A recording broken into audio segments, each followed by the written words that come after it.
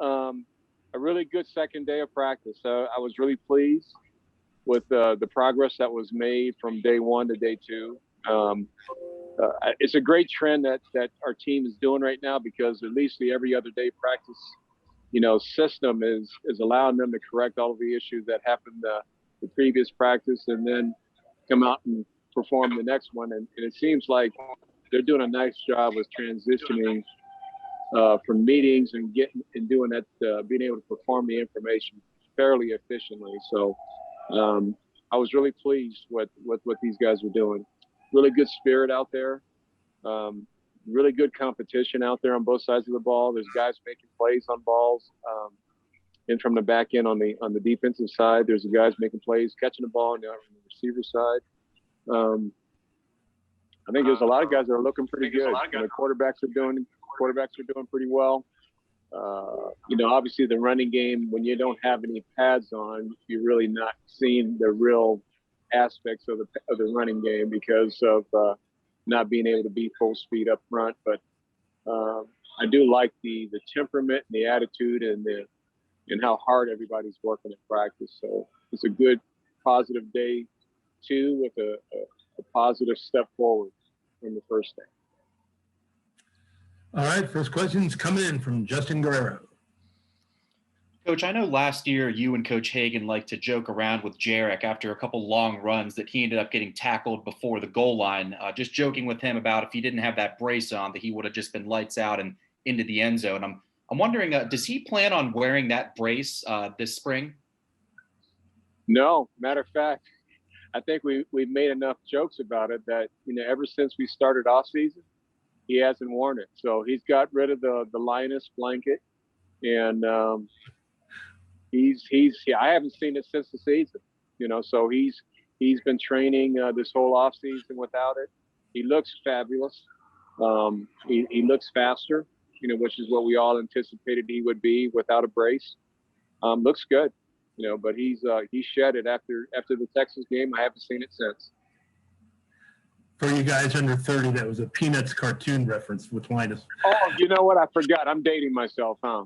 If you guys remember who Linus was, with the blanket, I know Terry knows. Terry's my age. Yes.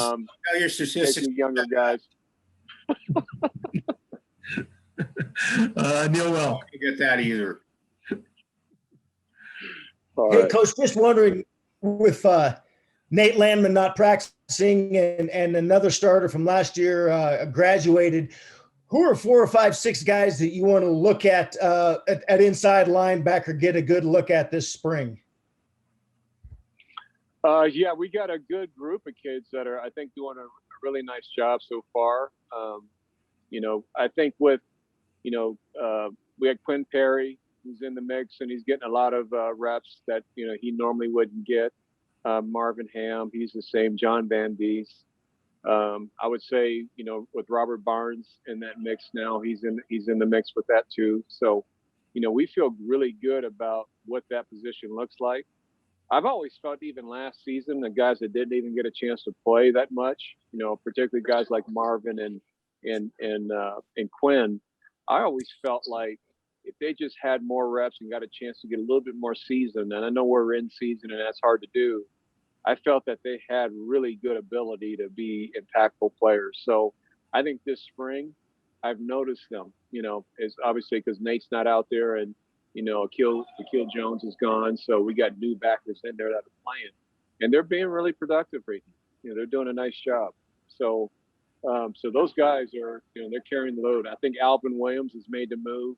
He's one of the guys too that he's made the move inside from being on the outside. So he looks, it looks like he has a lot of, potential and a lot of speed and burst that they know at that position is doing. Looks pretty natural in there. So, nothing really to really write home about yet, Neil, because we haven't done any padded work. But I do like how they're moving. I mean, they're moving really, really well athletically. To the Oregon Duck, Terry Fry. Muted. Here. No spring ball, abbreviated season. You're always learning about the team you're taking forward to the season in spring ball, but to an extraordinary extent, are you still learning about your team in your second year? This, I'm learning every day a little bit more, about a lot of guys. And I think the other part too, Terry, I'm looking to learn too. I'm looking to be better than what I was in the fall. And just because this is a new season, 2021, there's new people on this team that weren't on the team last year. You were talking about Nate being out, and for example, Neil's question was about the linebackers, and you're getting a chance to see some guys get more reps than they normally would have gotten. So so my approach to this 2021 season is a new approach. So I am learning a lot more about these guys. I think being in spring practice right now, where there's not that 24 practice pressure about getting ready for a game, and it's your first time coaching in front of the team. That was what we did in October. That was a lot different feeling than what the feeling I have now. I think our team is confident, for one. I think they're learning the new systems that we're doing on both sides of the ball, and they're really wholeheartedly into it, which I'm excited about. And then I think with with the new guys that have kind of stepped in, and like a Robert Barnes and a JT Stroud that's here, it's good to see those fresh young bodies that we haven't seen in the past, that they are upgrades to where we were a year ago. So really, the mindset of this team is that we know we have a chance to be a good team. We know that, and it's just a matter of us just putting the pieces together, making sure there's some continuity in what we're doing in terms of everybody understanding what we're doing, and then just moving forward. But I feel really good about where we're at as a team. Adam Mustertiger. Hi, Coach. With William Sherman moving on to the NFL, are you going to move Frank Phillip from the right side to the left side? And, who all is competing there at tackle this spring? Okay, that's a good question. And I remember Frank, once the season ended, as soon as he knew that Will was, leaving to forego his last season and go to the NFL, that was one of the first questions that came out of his mouth. I'm moving to the left side.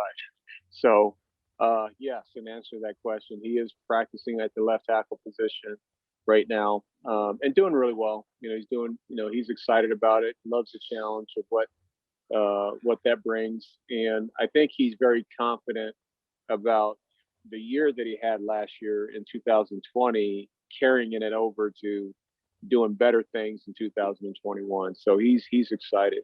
The other tackles we have, Jake Wiley, he's playing at tackle. He's playing on the right side, and he's going to, flip and do both of those. Val Sin is playing, some guard and some tackle. We have a couple. We're not as deep as we normally would be because of surgeries. Nico Pahauhau is out. He had some shoulder surgery after from fall camp, so he's not able to practice. But we're not real deep at the offensive line in terms of practice players right now because of guys that are recovering from postseason surgeries. So so we're not as deep as we normally would be. You heard about Jake Ray. He was a tackle that he's no longer playing. So, we have some guys that are coming in the summer that are going to add some depth as we go. But, it's one of those positions. It's not as deep right now just because of guys that are recovering from surgery. And then we'll add a couple pieces this summer when the freshmen come in. Let's go to Sean Keeler. Hey, Karl, anytime you want to make Charlie Brown references, go for it, man. I'm well older than Justin, but I'm quite a bit younger than Terry. So that's I'll delineate the two. All due respect to Mr. Fry. Curious, I know you addressed this a little bit yesterday, and you talked about this in a couple other interviews in the winter into the spring. With quarterback, is this kind of Sam's job to lose, or do you take it organically as it goes when he can't compete in this spring period? And what does the number one guy ultimately have to show you? What do you want ideally out of that spot? That's a great question, Sean, because with Sam being out, he's obviously he did a great job for us last year, right? He's the second team all conference player, and he played through injury to play and help his team win last year. It tells you a lot about how he's a team guy and a team player, and a lot of players on this team respect him, and along with as well as the coaches. So we're hoping he gets back to full health, sometime late spring, maybe early part of summer. where he's able to do some things. He told me, a couple of weeks ago that he's ahead of schedule, and he's actually going to start some light throwing. Nothing this spring with us, but I think he's going to start some throwing, maybe some light throwing in May. So he's progressing well. And in answering about the competition and what we're dealing with now, with we have Brendan Lewis. We had a really good bowl game. He's playing really well right now, very confident. He looks like a completely different player than what we saw prior to that experience, in the Alamo Bowl. So he's really doing well. JT Stroud's practicing right now. He's doing really well too, catching up with learning our system. Both those players are extremely talented. Drew Carter, he's our freshman, true freshman that just got here in January. He's getting reps in there too. So, we're sorting this thing out. We're getting them all reps. That's what spring's for, is to try to build that depth at every position, give them some snaps, get them a chance to learn our systems. And yes, we're going to start a depth chart after spring to kind of see where things were from spring. But, Sean, nothing really gets ironed out really until the end of training camp, right, when you're getting ready to play that first game with the final roster and who's the right depth chart and all that stuff. So it's still there's still some work to be done within that. So in answer to your question about Sam, is it his job to lose? I guess you could say so, but he's going to be considered to be, someone's going to have to come and beat him out, right? So hopefully he's fully healthy and ready to go and all those things. I hope you guys can hear me. Got these carts that are taking off. Sorry about that. But we're hoping that he's full go, ready to do some positive things this fall. And the best thing I know is that we got some capable guys from what I see so far right now, that in case Sam isn't completely healthy, or if there is an issue with Sam, we do have the people in the program that can help us win. Lynn Harrington's internet connection is doing well. He wanted to ask this, and you kind of just addressed it, but he wanted to know how is Brendan Lewis look, if he's taking most of the reps with number one offense. But it sounds like those have been split. Reps are split. There's no, we're getting Brendan Lewis. He's getting a lot of the reps with the ones. Same thing with JT Stroud. He's getting reps with the ones. And, we got Drew Carter that's getting reps. And we got, Grant Cicerone is getting reps.